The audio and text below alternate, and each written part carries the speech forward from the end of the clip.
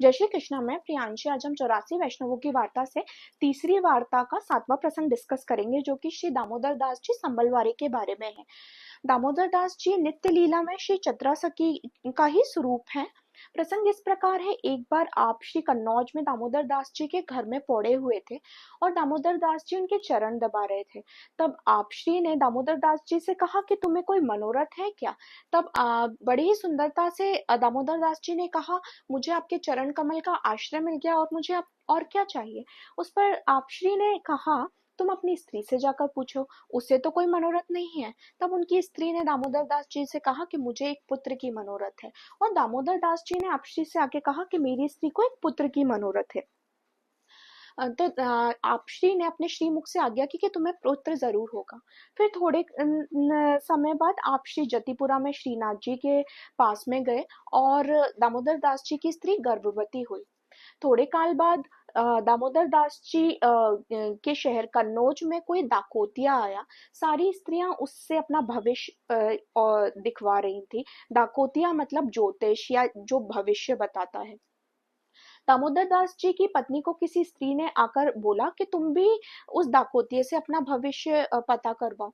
और दामोदर दास जी की पत्नी ने एक सेविका को भेजा और उससे उन दाकोतिया से भविष्य पूछवाया कि उन्हें बेटा होगा या बेटी।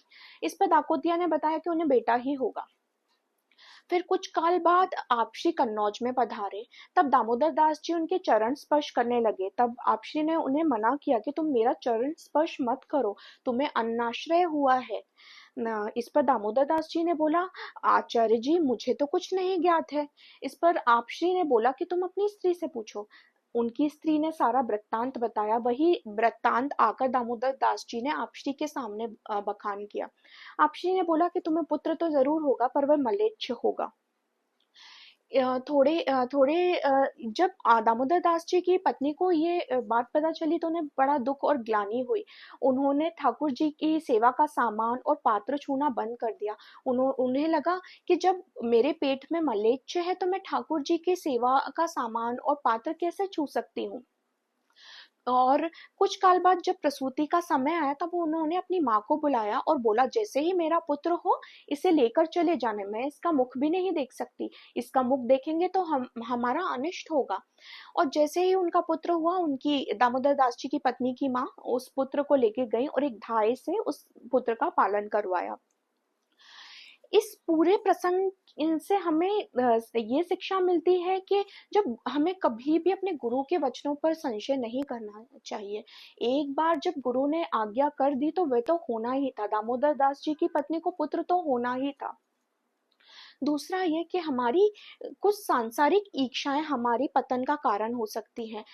दामोदर दास जी इनकी पत्नी ने ठाकुर सेवा के लिए पुत्र की कामना नहीं करी थी। उन्होंने अपने खुद के निजी सुख के लिए पुत्र की कामना की थी और उसके कारण इसी के कारण उनको बड़ी मानसिक पीड़ा हुई। उन्हें बड़ा दुख भी हुआ और पुत्र का वियोग भी झेलना पड़ा।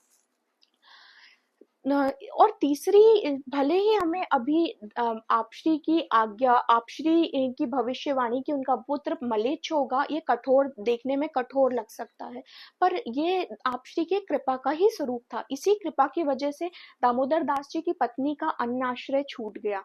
जय श्री कृष्ण। श्री वल्लभाधीश की जय।